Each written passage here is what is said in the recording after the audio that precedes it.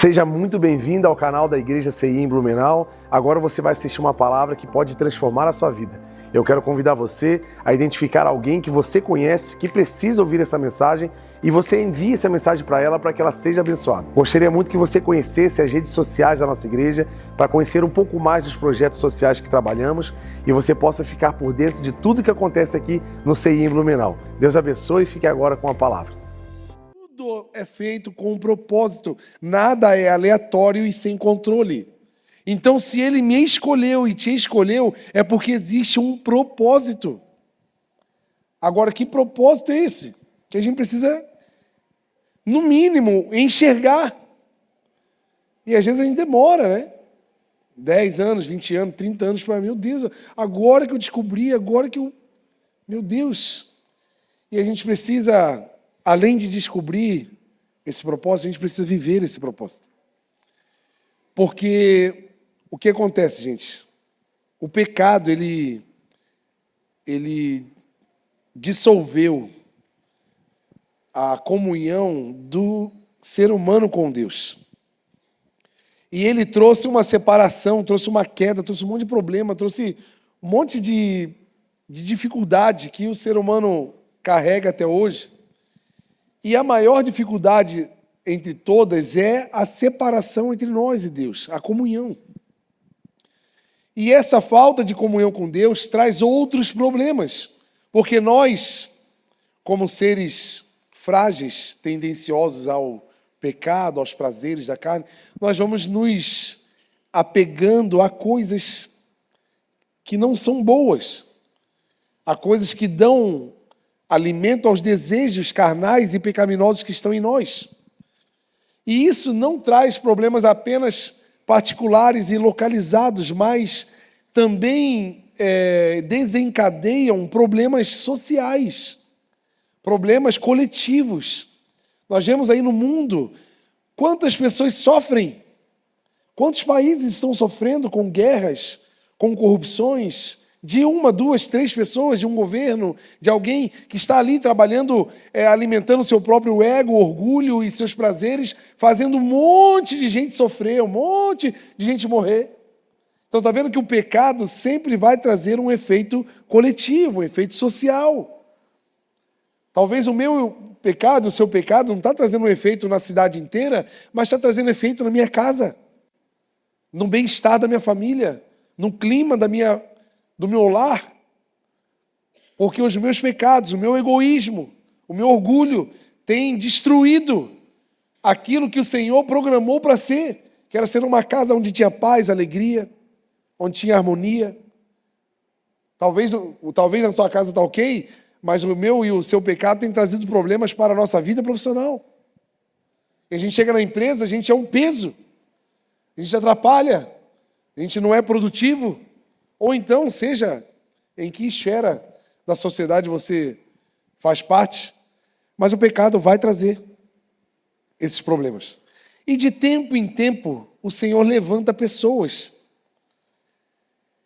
com o propósito de ser a resposta dos céus para esse caos que eu e você causamos na terra. Que eu e você, sem Deus, gente, nós somos um caos. Se não fosse a misericórdia de Deus na nossa vida, o amor de Deus e a graça do Senhor em nós onde estaríamos? Se não fosse Deus olhar para mim, para você e nos escolher, o que seríamos de nós, gente? A gente sem Deus, 5 minutos. Olha, 5 minutos é muito tempo. 1 minuto sem Deus, a gente é capaz de fazer atrocidades. Coisas terríveis, que nem nós mesmos teríamos coragem de pensar, mas é porque o Espírito Santo está na nossa vida nos conduzindo. Eu e você só temos algo de bom porque o Espírito Santo está em nós. A essência do Espírito Santo, a bondade do Senhor está em nós, já está em nós. Então nós somos conduzidos. A nossa tendência é uma, mas o Espírito nos leva a outra. Então agradeço a Deus por isso, amém, gente? Graças a Deus pela bondade dele, né? Então, esses problemas coletivos, sociais, de pessoas que estão sofrendo, até muitas delas até sem culpa, né? Alguma criança lá no Oriente Médio tem culpa de cair um míssil no prédio onde ela estava morando? Lá na Europa, lá na Ucrânia, lá na Rússia. Eles tinham culpa, né? Não tinham culpa nenhuma. Onde jogam em creches, hospitais, de forma cruel, brutal, sem pensar em nada. E com certeza, no meio disso tudo, existe um clamor. Alguém deve estar falando assim, meu Deus, quando que isso vai acabar?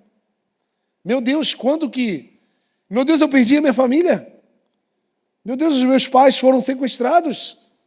Igual eu vi uma reportagem de 2 meninos judeus que os pais foram brutalmente assassinados na frente deles e eles foram sequestrados, meninos de 10 e 12 anos.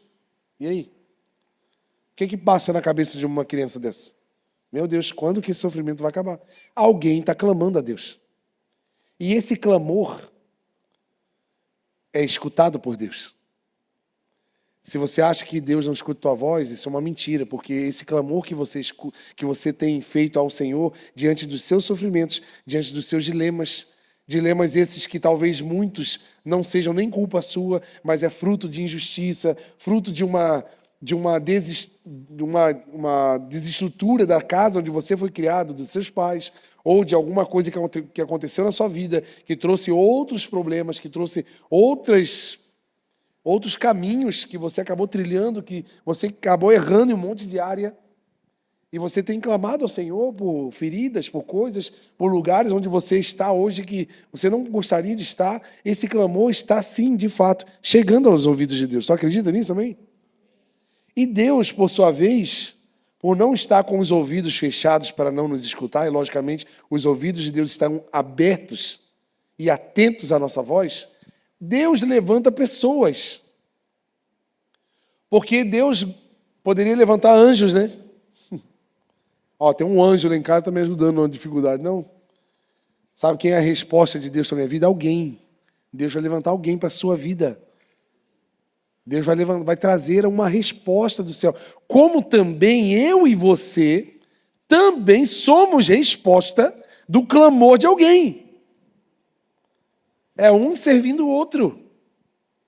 Talvez o dilema que você tem sido a resposta para a minha vida, eu, o Joãozinho aqui, não vou poder te responder os seus dilemas.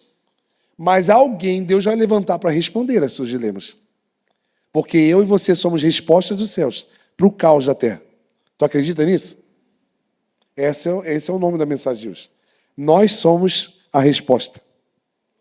Pode falar para alguém assim, ei, você é a resposta.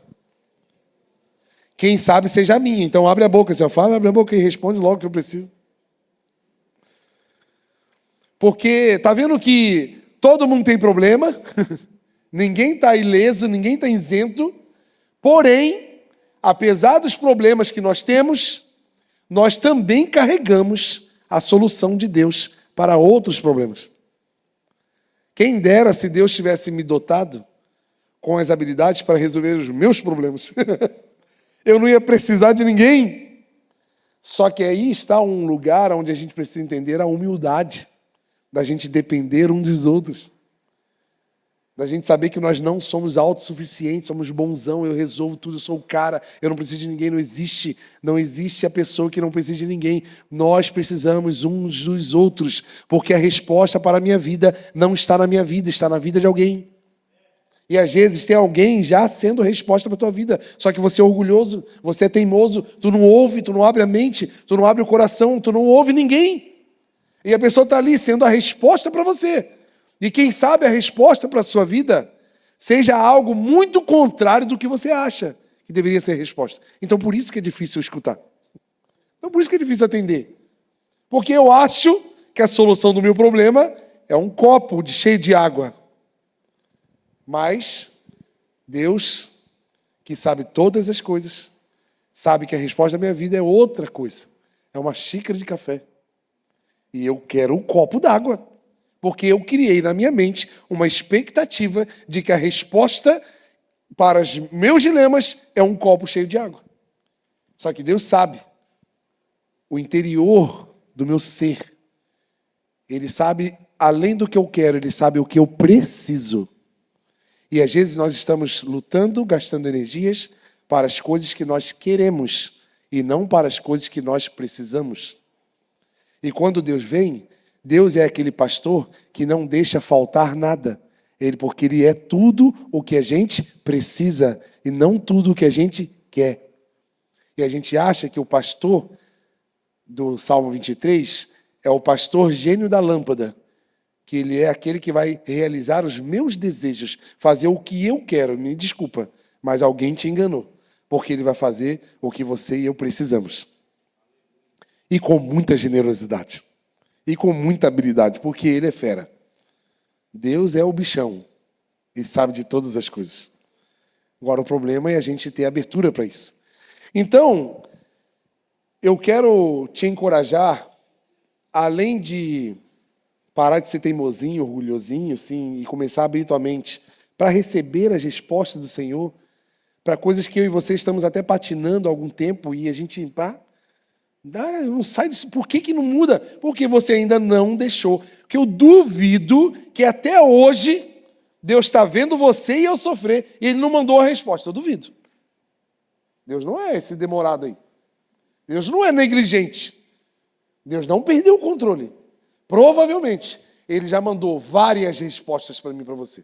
Só que todas elas nós não tivemos capacidade de absorver. Porque não era a resposta que eu queria. Porque como eu sou teimoso, eu escolhi esse daqui. Não é assim? Não é assim que nós somos? Então, seja humilde para receber a resposta do Senhor, amém? Aí, acabou. Essa é uma parte da palavra, tá? Agora é a outra. Porque é fácil entender, né? Só parar de ser orgulhoso. A segunda parte da palavra é o seguinte, que eu e você precisamos nos permitir ser a resposta do caos da terra. Porque Deus hoje, o chamado do Senhor de hoje, domingo de manhã, dia 6 de julho, acabou o primeiro semestre, gente, já estamos no segundo. Deu de enrolar. Deu de procrastinar, deu de dar migué, deu, acabou, gente, deu. Deus marcou o dia de hoje para que eu e você venhamos nos posicionar diante do que o Senhor quer fazer através de nós. Quem está comigo aí? Porque já 6 meses, gente, já deu para fazer um monte de coisa em nós, né? Se eu e você não quisermos entender a resposta que o Senhor deu em 6 meses, agora está na hora de a gente ser a resposta, deu? Amém, gente? É por aí o negócio. Daqui para frente, amém? Vamos lá. Então, assim, os planos de Deus, logicamente, são infalíveis, né?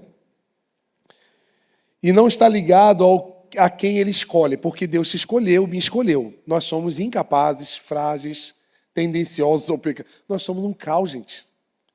Aí a gente começa a dar um monte de desculpa para dizer, eu não sei, eu não quero, eu não posso, eu não sei o que lá. A gente começa a empurrar com a barriga as coisas que Deus poderia já estar fazendo em nós, através de nós, mas a gente está.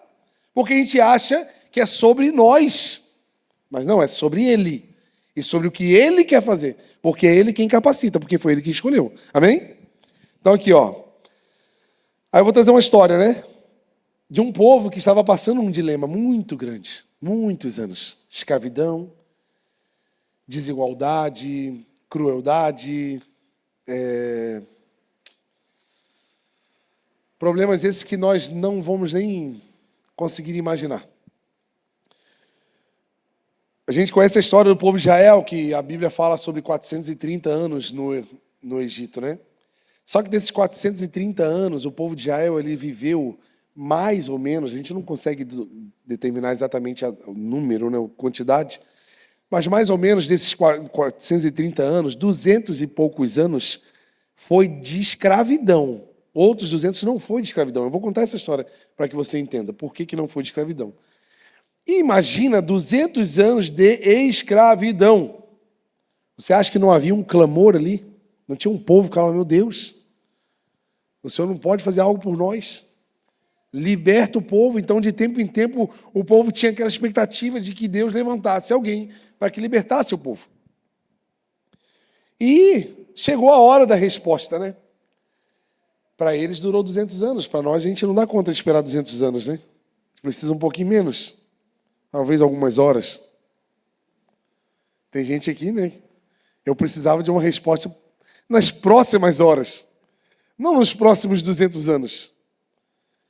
Mas a hora da resposta chega. Tu crê nisso, amém?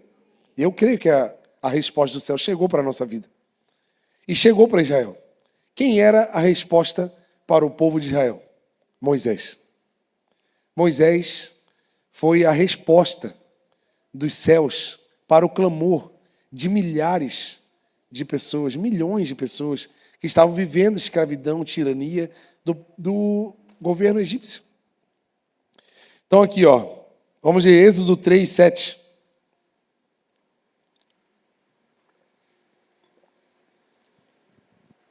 O Senhor disse: tenho visto claramente a opressão sobre o meu povo.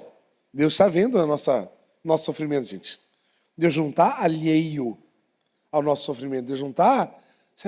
deixa eu dar uma passadinha em Blumenau, ver como é que está o meu filho João. Tadinho, eu não sabia que você estava assim. Não, ele não é assim, gente. Não, se fosse nós, é assim, mas não é Deus. A opressão sobre o meu povo no Egito e escutado o seu clamor por causa dos seus feitores. Deus está escutando, gente.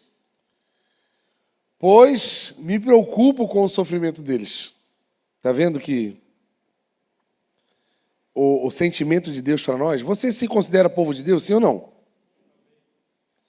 Um sim meio desanimado, assim, parece que tu está no Egito há 200 anos. Misericórdia. Tu se considera povo de Deus, sim ou não?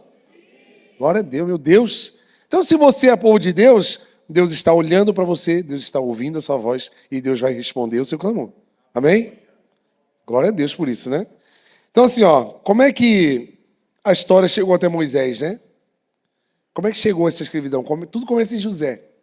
Lembra de José do Egito? Foi vendido pelos irmãos como escravo, tal, parou no Egito, foi preso, mulher de Potifar, aquela Jezabel desgramada, acabou com a vida dele, foi preso, né? Aquela coisa toda.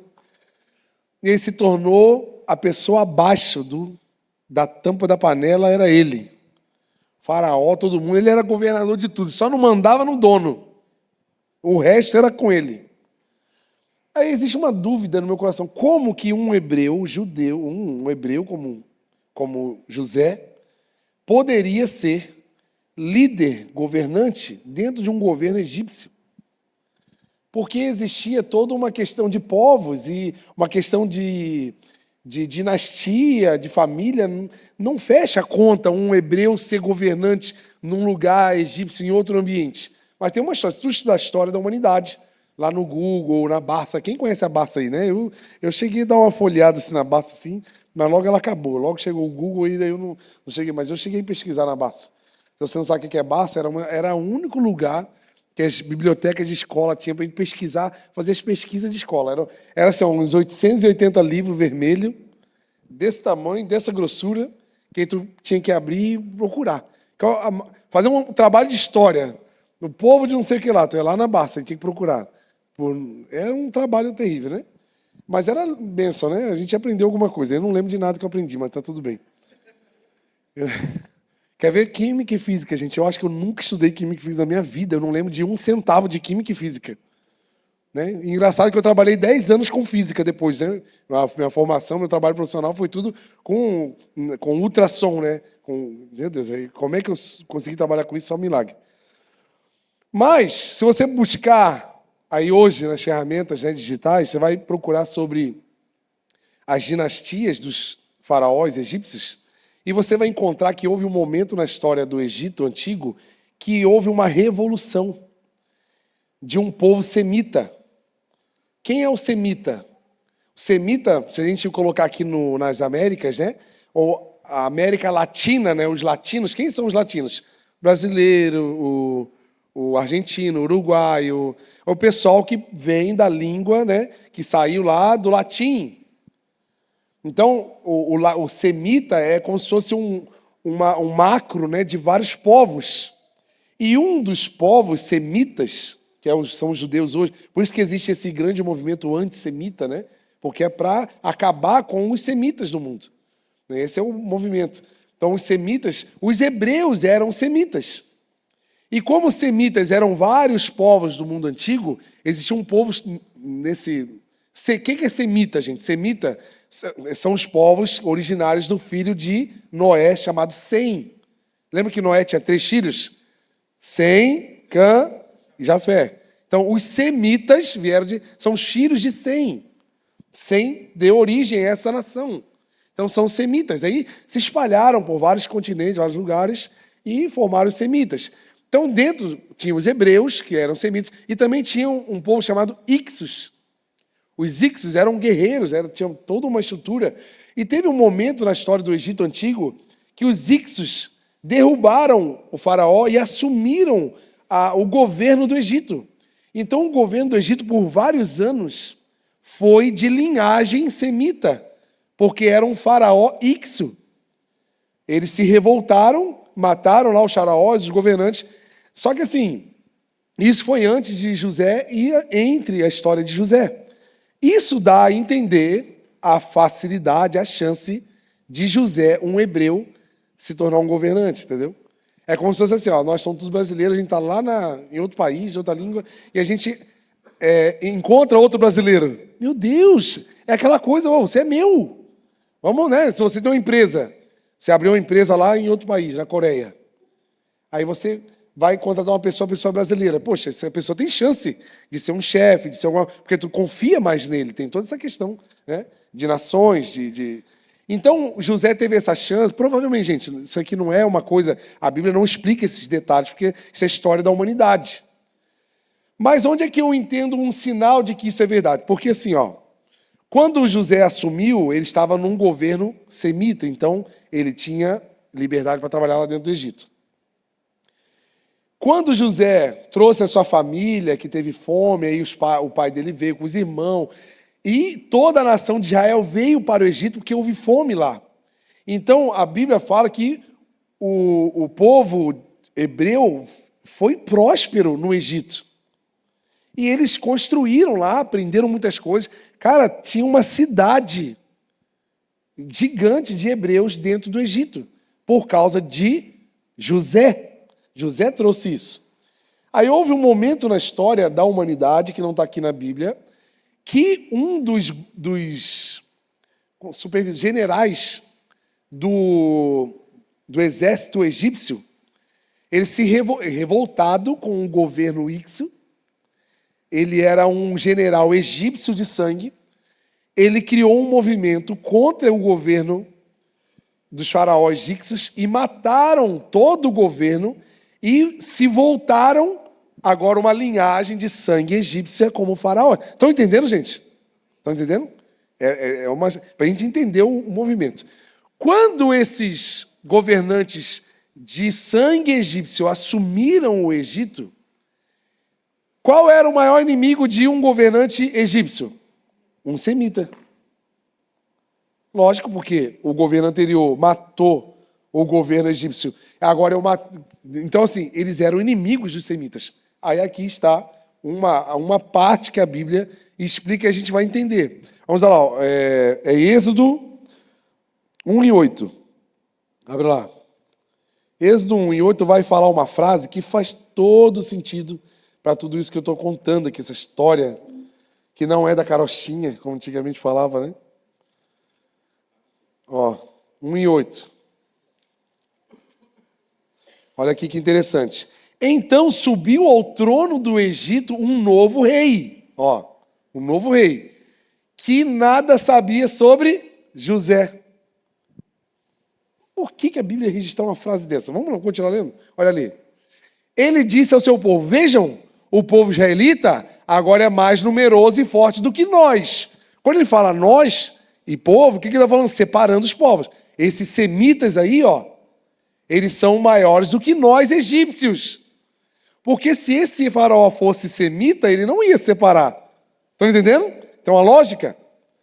Esse povo aí, esses semitas estão maiores, mais numerosos do que nós. Quem é nós?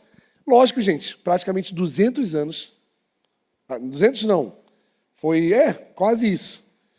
Porque nada sabia de José, porque José já tinha morrido, já tinha passado gerações. Houve essa revolução, retomaram o governo egípcio. Ele não sabia, não quer nem saber quem é José, quem é semita. Eu vou arregaçar com todo mundo e nós vamos voltar com o povo egípcio. Esse povo aí está muito maior. Continua. Venham, precisamos tratá-los com astúcia, para que não se multipliquem e, no caso de guerra, eles se alinhem aos nossos inimigos e lutem contra nós e fujam da terra. Estabeleceram, pois, sobre eles chefes de trabalhos forçados para oprimi-los com tarefas pesadas. Assim os israelitas construíram para o faraó as cidades de armazenamento de Pitom e Ramsés. Aqui começou, de fato, a escravidão do povo hebreu no Egito. Estão entendendo? Então, até esse rei, tudo que José construiu com a história semita, com o governo semita, tinha harmonia entre hebreus e egípcios, porque o governo era favorável aos hebreus, aos semitas. Agora subiu ao trono um rei que nada queria saber de semita, ele queria sangue de semita. Então ele começou a escravizar. E daqui, gente, se passou mais 200 anos. Aí o povo hebreu estava em escravidão, clamando ao Senhor. Deus, quando que o Senhor responderá o nosso clamor? Pois estamos aqui sofrendo. A nossa vida era boa, éramos prósperos, estávamos nos multiplicando e agora somos escravos. Meu pai já morreu, minha filha foi sequestrada e tudo isso. Começaram a clamar, até que a resposta veio. E quem veio? Moisés. Meu Deus, eu preciso de muito tempo para falar essa palavra, gente, não vai dar. Só estou no começo. Então, Moisés veio, né, daquela forma que vocês conhecem, no cestinho, pá, tem um monte de coisa ali. Aí ele cresceu no Egito, que era a propósito do Senhor, criado pela própria mãe. Tem toda uma história ali do nome dele, mas não vai dar para contar todos os mistérios. Se vocês quiserem, a gente marca uma tarde aqui só para falar de teologia. Hoje a gente vai só... Aí tá. Moisés estava na sua vida de boyzinho, filho do rei, playboyzinho, andando de Nike, iPhone 15. De repente, dentro dele, bate o coração hebreu, ele vê a injustiça dos egípcios com o seu povo e ele vê um soldado batendo cruelmente num hebreu, ele vai lá e briga com o cara, mata o cara, enterra na areia, e aquilo também traz um sentimento, ele foge, vai embora para o deserto, e ele fica lá por praticamente 40 anos. E num belo dia, onde ele estava lá, andando por aqui, por ali, ele vê uma sarça ardendo. E não era uma sarça normal, não era um fogo normal, não tinha nada de normal naquela sarça. Até porque a sarça começou a chamar ele. Eu falei, ixi, é o sol na minha cabeça, a insolação, o que está acontecendo? É falta de água? Não, era a voz de Deus chamando ele. E a sarça, vamos ler Êxodo 3, versículo 2 e 3.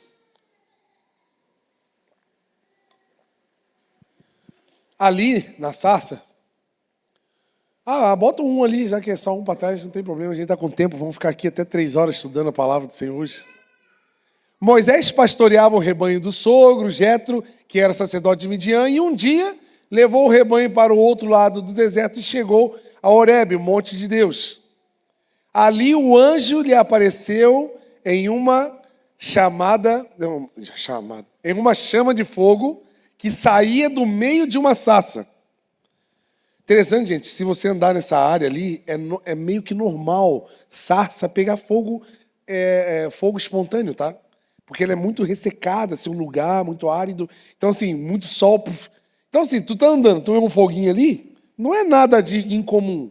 Era mais uma sarça. Só que não era só fogo. Tinham muitos detalhes. Então, vamos lá. Moisés viu que, embora a sarça estivesse em chamas, ela não era consumida pelo fogo. Então, já começou. Tem coisa estranha aí. Essa sarça não está pura. Tem coisa estranha. Esse fogo não está puro. Esse fogo é diferenciado. Moisés então pensou, eu vou ali. Vou me aproximar para ver essa coisa impressionante. Chamou a atenção de Moisés. O que está acontecendo? Por que essa sarça não está se queimando? E aqui eu tenho 3 reflexões rápidas sobre a sarça. A sarça expõe alguns detalhes, né? Primeiro, a sarça é como se fosse o povo de Deus, o povo de Israel, que, apesar da grande provação do fogo, ela não é consumida. Então, apesar das grandes dificuldades que eu e você estamos vivendo, eu e você não seremos consumidos, porque o Senhor é o nosso Deus. Então pode ter fogo, pode ter pressão, pode ter dificuldades.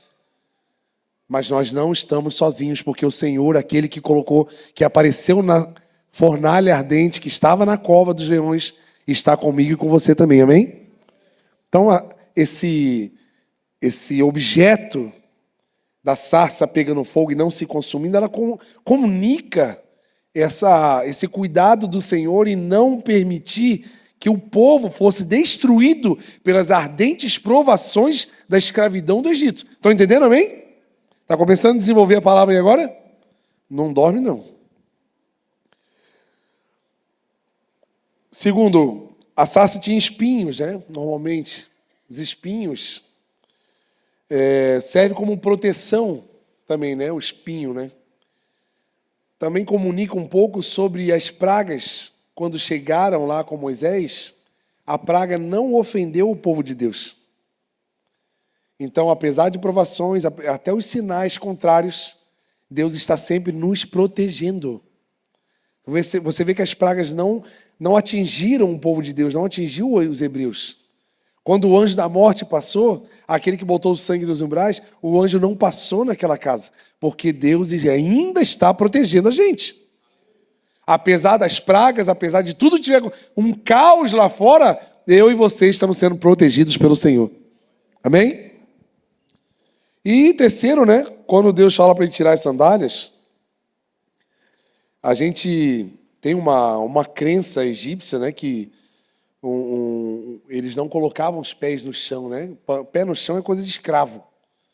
Então eles tinham sempre sandálias, sempre estavam vestidos. E até tinha uma crença que poderia até morrer e andar descalço. Então tinha uma questão mística de vida e morte ali para um egípcio. Porque, pensa comigo, gente, Moisés, ele era hebreu de sangue, porém egípcio de criação.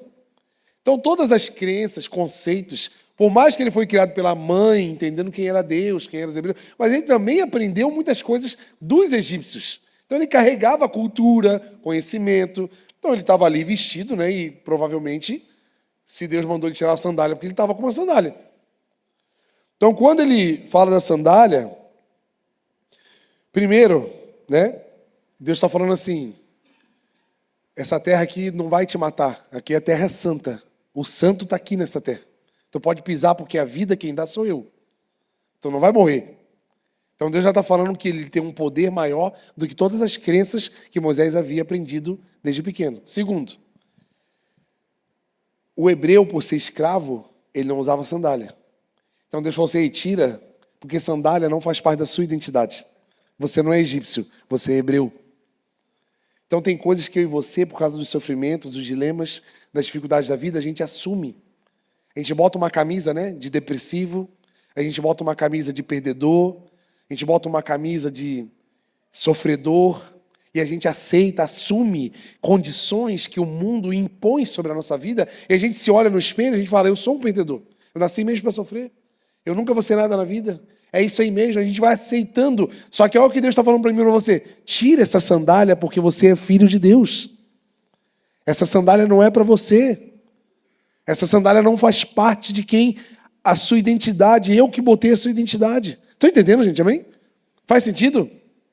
Você conhece alguém que já assumiu a posição de sofrência assim, da vida, de perdedor, e não acredita nem numa melhoria de vida assim? De vez em quando eu estou nessa aí também, gente. De vez em quando eu tenho que tirar uma camisa assim, que não é minha. Essa camisa não é minha. Essa sandália não é minha. Eu estou doido para botar, que a gente gosta de um sofrimento, né? A gente, ai, eu estou sofrendo, a gente gosta das coisas difíceis. Ai, não. Eu sou filho de Deus. Essa é a minha identidade. E terceiro, a questão da reverência, né? Então aqui, aonde Deus estava, né? E aqui a gente entende, né? Dependência, porque ele achava que poderia morrer, quem sabe? Mas a dependência de saber que Deus é aquele que cuida da nossa vida todos os dias. Segundo, a identidade. E a terceira, entender que com Deus não se brinca, gente. Deus não é um estilo de vida. Sabe o que tem acontecido muito? Eu acho que sempre aconteceu, mas hoje mais porque a gente vê nas redes sociais. A gente vê pessoas sendo introduzidas no Evangelho por estilo de vida. Evangelho não é estilo de vida. Evangelho é morte para o pecado e salvação da humanidade. Viver em Cristo é não viver mais eu, mas Cristo viver em mim. Viver o Evangelho é entender que se eu morresse agora era lucro. Mas se eu estiver vivo é Cristo. Eu não tenho mais opção. Isso é viver em Deus.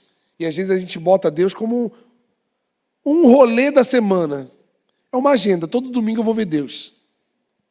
Mas não, gente, eu sou e você é a resposta de Deus para um caos de alguém. Tem alguém clamando em Blumenau por algo, uma resposta dos céus. E Deus já enviou eu e você. Agora, hoje é o dia da sarça queimar e a gente entender quem nós somos. Amém? Então vou tentar correr aqui para a gente entender as desculpas que Moisés deu, que são as desculpas que eu e você damos para Deus. Eu não vou conseguir ler todos, já vou correr para a gente terminar. Mas, por último, a sarça ardendo era um pequeno sinal de Deus para Moisés. É aqui eu quero te colocar num lugar. Porque, assim, qual a diferença entre uma pequena sarça pegando fogo e o mar vermelho se abrindo? É bem grande a diferença, certo? Certo ou errado? Faz sentido? Mas aqui está um detalhe. Eu e você temos uma grande dificuldade em não nos apegarmos a pequenas coisas, a pequenos começos. Há uma pequena empresa que você abriu, há um pequeno sonho que você começou, há um relacionamento, há o seu ministério, há um pequeno efeito do seu ministério. Aí a gente desvaloriza porque são pequenos sinais. Sabe por quê? A gente só quer os grandes sinais. Só que Deus já está dando pequenos sinais de vitória, pequenos sinais de cura, pequenos sinais de transformação na nossa vida, pequenos sinais de transformação no nosso casamento, pequenos sinais de transformação na nossa vida financeira. Só que a gente não aceita, a gente quer logo 1 milhão, a gente não quer R$1. A gente quer resolver a vida inteira, a gente não quer começar. Mas eu quero falar para você em nome de Jesus, Deus não vai fazer nada na sua vida, Deus já está fazendo algo na sua vida. Para de falar assim, um dia Deus vai fazer. Não, Deus já está fazendo. Eu não sei, gente, para você. Mas para mim essa palavra está servindo demais. Para a minha vida eu entendo como uma resposta de Deus para a minha vida. Agora, se você não quiser pegar, meu irmão, não é problema meu. Se você não entender que Deus está falando contigo poderosamente, diante de algo que você precisa se posicionar e parar de ficar sonhando com aquelas grandes... Porque Deus deu grandes sonhos para você. Deus vai dar grandes realizações. Mas calma, a gente está no número 1 ainda, para chegar no 1000, tem que começar no 1. E às vezes a gente não valoriza o 1. Deus já deu, mas para mim não... Sabe o que é isso? É desonrar o que Deus está fazendo. Começa a honrar o pequenininho que Deus está fazendo aí. Começa a honrar o pequenininho, pouquinho. É pouquinho, mas é meu. A minha casa é simples, mas é minha. O meu carro é simples, mas é meu. Foi Deus que deu. Eu queria comer uma picanha hoje, mas vou comer um colchão duro, mas é meu. Foi Deus que me sustentou. O meu travesseiro não é o travesseiro da NASA. É só uma espuminha fininha. Mas é meu. Eu acordo de manhã porque o Senhor me sustentou para mais um dia. Começa a ver os pequenos sinais. Olha para sua esposa e fala assim, obrigado, Senhor, por essa tranqueira que o Senhor botou na minha vida. Porque é ela que me bota no eixo. Se não fosse ela, eu estava perdido. Glória a Deus pelas brigas que minha esposa arruma comigo, porque é ela que me bota no lugar. Ô, glória, é desse jeito que eu estou aqui. A gente só reclama. Imagina se Moisés não desse atenção. Porque tu viu o que eu li aqui com muita atenção? Eu vou dar atenção para isso. Dê atenção para um simples domingo de manhã com Deus falando contigo. Porque é Deus falando contigo. Não é só mais um dia na igreja. Não é só mais um pão que tu bota na mesa. Não é só mais uma cesta básica que tu entrega. Não é só mais uma aula de futebol para as crianças. Não é só mais um culto que eu vou tocar. É a presença de Deus todos os dias na minha vida. Estão entendendo, gente? Então Moisés valorizou um pequeno sinal. Aí lá na frente ele viu as pragas. ele viu um mar se abrindo, ele viu comida caindo do céu. Olha quantas grandes coisas que ele fez. Ele levou mais de 3 milhões de pessoas para uma terra prometida. Ele viu Deus passar pessoalmente na fenda de uma rocha. Você quer ver grandes coisas? Faça grandes sacrifícios. Agora você já está desistindo nos pequenos? Então, meu filho, tu não vai ver nada. Fala para alguém que fala assim, ó, desse jeito que tu tá, tu não vai ver nada. Fala assim, me ajuda a dar uma bronca nessa pessoa aí. Desse jeitinho que tu tá assim, ó, tu não vai ver nada. Se apruma. Se governa aí, meu filho. Qual que era a missão de Deus para Moisés, gente? Deus tinha uma missão para mim e para você. Abre lá, Êxodo 3:9. Pois agora o clamor dos israelitas chegou até mim, tenham visto como os egípcios os oprimem. Portanto, agora vá. Eu poderia parar a palavra agora. A palavra para mim e para você hoje é só essas 2 letras. Vá. É um pedido ou é uma ordem? O problema é teu se tu não quiser obedecer. Eu estou doidinho para obedecer. Eu quero obedecer. Deus, perdoe a minha desobediência. Deus, perdoe o meu egoísmo. A minha tendência. Eu quero ir. Porque o Senhor já mandou eu ir. Então Deus está falando assim, ó, vá. Eu o envio ao faraó para tirar do Egito o meu povo, os israelitas. Tem um povo que Deus está dando para você. Não é para o pastor da igreja não, gente. Eu não consigo cuidar de muita gente não, gente. Olha, eu já não estou dando nem conta. Fala bem a verdade. Já não dou nem conta nem da minha família direito. Coitada da Lola, vai comer comida na casa do vizinho. Ela pula o meu muro, pula o muro do vizinho e come a comida da cachorra do vizinho. Mas não que falta lá em casa, porque ela é bandida mesmo. Lola é uma figura. Lola é minha cachorra, tá, gente? Vai que alguém pensa outra coisa. Vai que pensa que é um bebê reborn, né? Sei lá, né?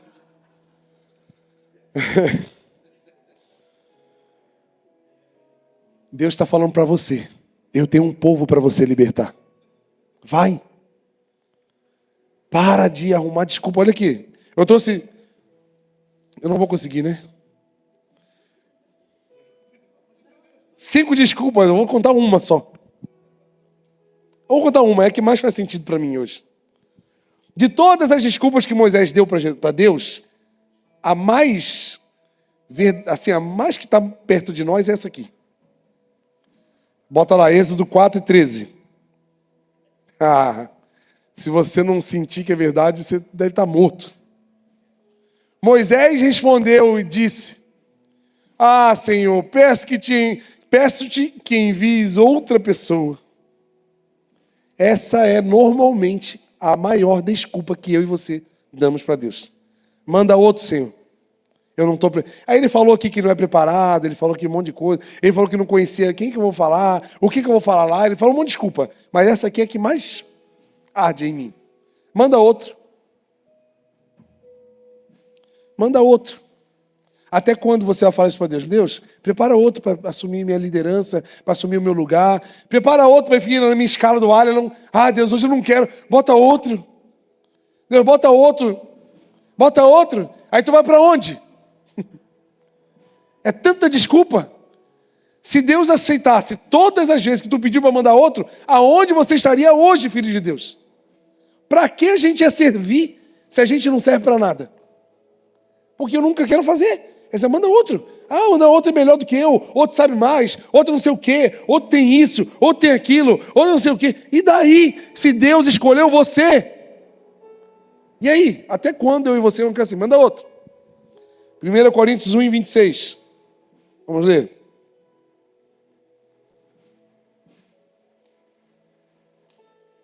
Irmãos, pense no que vocês eram quando foram chamados. Poucos, eu não sabia quase nada. Não tinha quase nada. Não tinha poder para nada, andava a pé.